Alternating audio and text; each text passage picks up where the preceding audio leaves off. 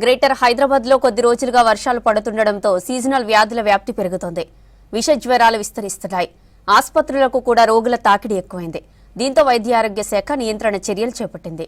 ఇంటింటి survey, health క్యాంపులు నిర్వహిస్తూ రోగులకు చికిత్సతో పాటు సీజనల్ వ్యాధుల పట్ల అవగాహన కల్పిస్తోంది. డ్రై డే వంటి కార్యక్రమాలతో దోమలను అరికడుతున్నారు వైద్య సిబ్బంది. హైదరాబాద్ లో కొద్ది రోజులుగా ఏదో ఒక సమయంలో వర్షం పడుతోంది. దీంతో సీజనల్ వ్యాధులు విజృంభిస్తున్నాయి. ఎక్కడికక్కడ నీళ్లు నిలిచిపోయి దోమలు పెరిగిపోతున్నాయి. ఆ దోమలు కుట్టడంతో ప్రజలు అనారోగ్యం బారిన పడుతున్నారు. విష జ్వరాలతో పాటు డయేరియా వంటివి ఎక్కువగా వ్యాప్తి చెందుతున్నాయి.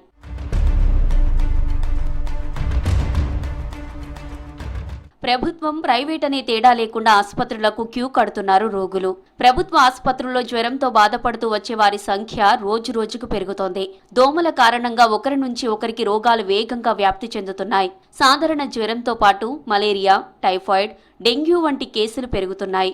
దీంతో పాటు వర్షాల వల్ల నీటి కాలుష్యం జరిగి డయేరియా కేసులు నమోదవుతున్నాయి. సీజనల్ వ్యాధులు క్రమంగా విస్తరిస్తుండటంతో వైద్యారోగ్య శాఖ నియంత్రణ చర్యలు చేపట్టింది.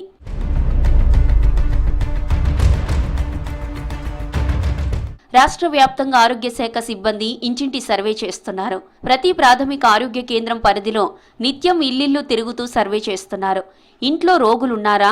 స్టాగ్నేటెడ్ వాటర్ ఏదైనా ఉందా? దోమ లార్వాలు ఉన్నాయా? దోమల ప్రభావం ఏ మేర ఉందన్న అంశాలను తెలుసుకుంటున్నారు.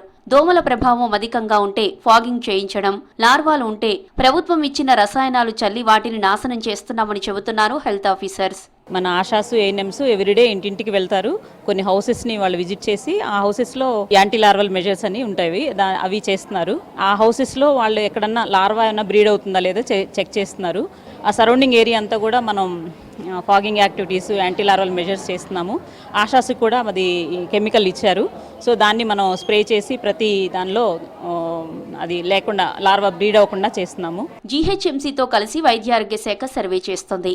ఇందుకోసం 11 క్లస్టర్లు ఏర్పాటు చేశారు. ఒక్కో క్లస్టర్ పరిధిలో 6 నుంచి 8 ఆరోగ్య కేంద్రాలుంటాయి. పట్టణ ప్రాథమిక ఆరోగ్య కేంద్రం, బస్తీ దవాఖానాలు వీటి పరిధిలోకి వస్తాయి. క్లస్టర్ల వారీగా నిత్యం ఒక ఏరియాను సెలెక్ట్ చేసుకుని జీహెచ్ఎంసీ సిబ్బందితో కలిసి ఇంటింటి సర్వే చేస్తున్నారు. జ్వర బాధితులను గుర్తించి చికిత్స అందేలా చూస్తున్నారు వైద్య సిబ్బంది. ప్రతి గురువారం క్లస్టర్ పరిధిలో వైద్య శిబిరం నిర్వహిస్తారు. ప్రైవేట్ ఆసుపత్రుల వైద్యులు కూడా ఈ క్యాంపులో పాల్గొని అన్ని రకాల పరీక్షలు చేస్తున్నారు. వృద్ధులు, చిన్నపిల్లలకు వివిధ పరీక్షలు చేసి మెడిసిన్స్ అందిస్తున్నామని చెబుతున్నారు వైద్యాధికారులు. ఎవ్రీ ఫ్రైడే డ్రై డే అని చేస్తారు. సో దానిలో ఏంటంటే ప్రతి ఇంటికి వెళ్ళినప్పుడు అక్కడ ఏదన్నా స్టాగ్నేటెడ్ వాటరు అట్లా ఉందంటే వాటిని తీసేసి దాన్ని డ్రై చేసి మళ్ళీ పట్టుకునేలాగా వాళ్ళకి అవేర్నెస్ క్రియేట్ చేస్తున్నాము. తర్వాత ఈ సీజనల్గా వచ్చేది మెయిన్గా డయేరియా కూడా ఉంది. ఇప్పుడు యాంటీ డైరియల్ మంత్ జరుగుతుంది, స్టాప్ డయేరియా క్యాంపెయిన్ అని.